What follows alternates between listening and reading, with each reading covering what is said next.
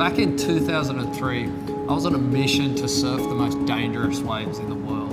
I met my match when I came across a wave called Cyclops.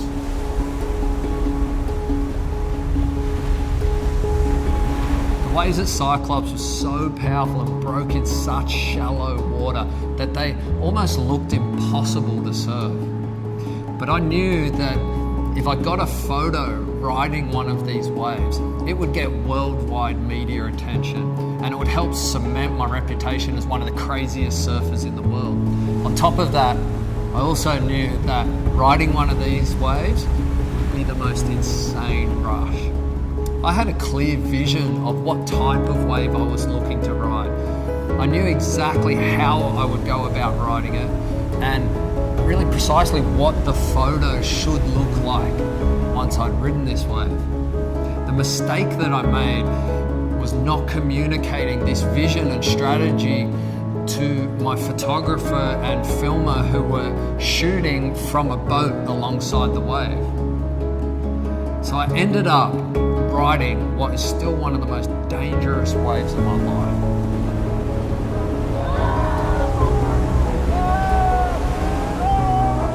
But the footage and the photos were terrible. Well, not terrible, but they were pretty average for the wave that I'd ridden. See, the photographer and videographer, they weren't in the right position. They had drifted too far inside, leaving them with a front-on perspective of the wave. And the angle of the photos and footage they took, it really didn't highlight how spectacular and dangerous the wave I'd just ridden was. I was shattered when I saw the results, but the wave was so scary that I'd just ridden, I couldn't bring myself to go back and do it again. It still pains me to this day thinking about the opportunity that we all missed. I wish I had just communicated better with my team. It actually wasn't until I was pushed somewhat unwillingly into public speaking that I picked up some much needed communication skills. I learned to speak clearly and concisely, to listen without interrupting people, and always to ask questions. These are some of the skills that I picked up doing all the different public speaking courses and facilitation courses.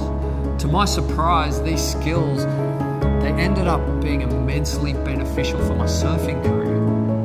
From pitching ideas to sponsors, to speaking to the media, and most importantly, strategizing and giving feedback to my team. One of the most effective techniques that I learned to date is called the CHD framework. It's a simple, powerful framework that has been used by the media and advertisers for decades. It's an acronym that stands for concepts, headlines, details. Using CHD really helped me structure the information that I wanted to deliver to people. It forced me to break the information down into small chunks and helped me to be able to present it to people in a way that was easy for them to remember and also easy for them to pass on to other people. You can see the framework used in the news on TV.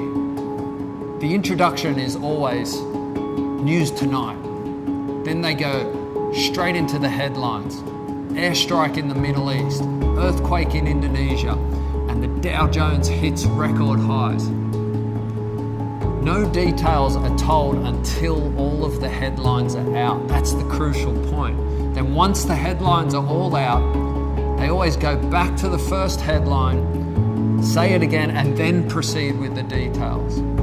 It doesn't seem like anything special, but it is so unbelievably effective. If you look closely now, you'll notice that the most effective communicators use an approach always similar to that CHD framework. So, what I should have said to my team before riding the most dangerous wave of my life might have gone something a little like this. To get the best footage and photos today, we need to focus on 3 things: positioning, staying alert, and consistent communication. Positioning, the optimal positioning to shoot the wave I'm about to surf will be in tight, up on the shoulder of the wave so that you can get a clear perspective looking down at the reef. And then then I would go into the next headline details and the following headline details.